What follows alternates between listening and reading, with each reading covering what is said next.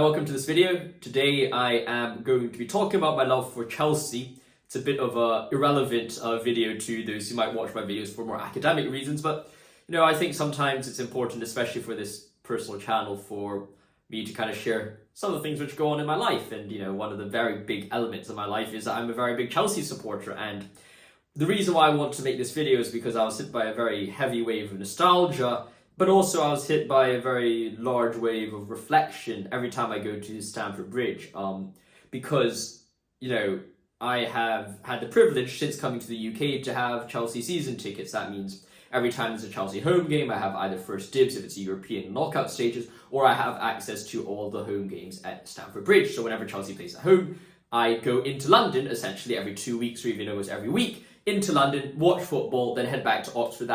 I've measured it takes around an hour and a half to get from door to door from my place in Oxford straight down to Fulham Broadway. Easy 1 hour train in to Paddington, and then another half an hour down to Fulham Broadway on the District line. And I have to say, the moments, the anticipation that I have going down, travelling into London to watch football, watch a club that I love so much is just amazing, and and I understand why people really call this a religion. And it's not like I didn't realize that football or Chelsea meant a lot to me before I came here and had my season tickets. I like to tell my friends, and sometimes my exes or people I know get very annoyed at me when I say, the only time I've ever cried tears of joy in my whole life was not anything apart from Chelsea winning the Champions League. I mean, that night where I remember Kai Havertz pushing the ball past Ederson, slotting it in, Cesar Azpilicueta lifting the Champions League trophy.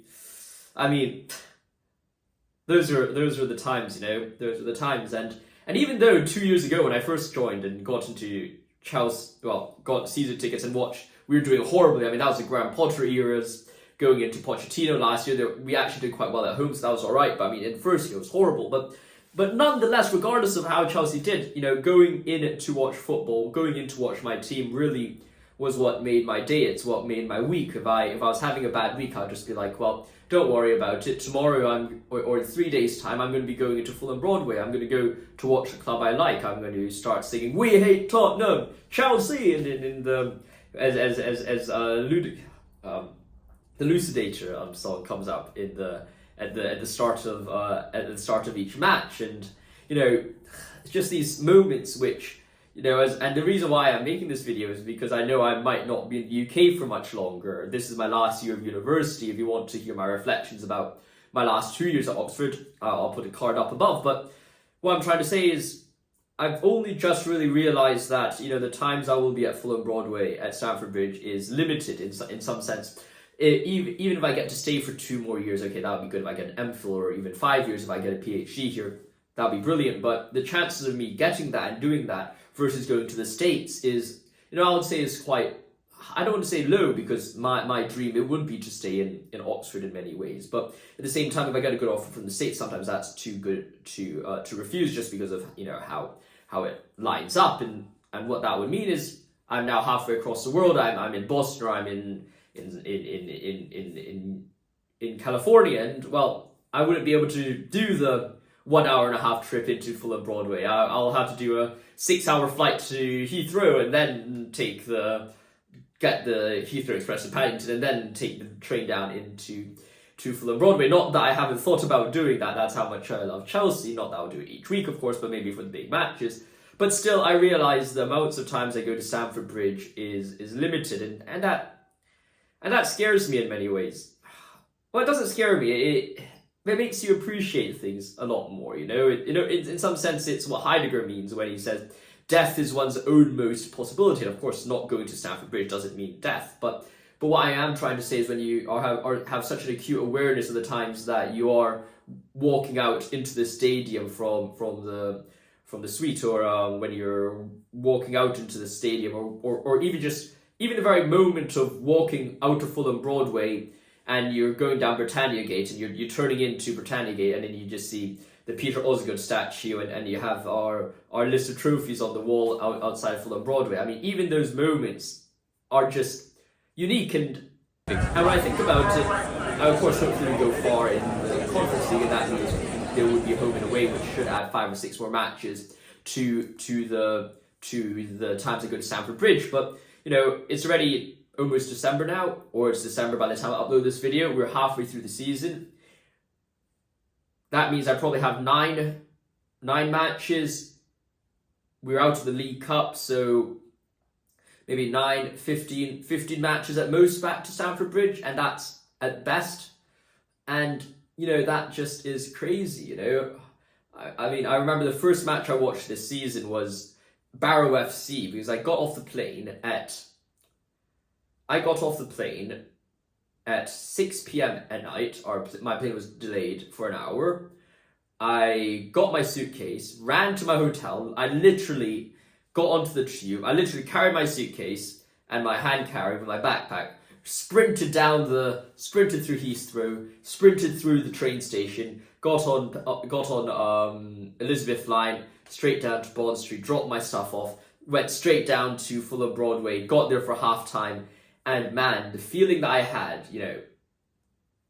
that was the second time I almost cried tears of joy. And you might say, oh, this is Barrow FC. Why the hell do you care so much about Chelsea versus Barrow FC? But I suppose it's in the same way when people ask Thierry Henry. He says, what's my favourite goal I've ever scored for Arsenal? He says, it's a goal he scored against Leeds, I think, if I remember correctly. And in the same way, it was like, I haven't been to Stamford Bridge for the whole of the summer. I've missed the first 2-3 games of the season because, I was in Hong Kong. And just that feeling that I finally made it back to the bridge, like within an hour and a half of getting off the plane from Hong Kong, having flown halfway across the world, been on the plane for 12, 13 hours, and then to be able to get to Stamford Bridge.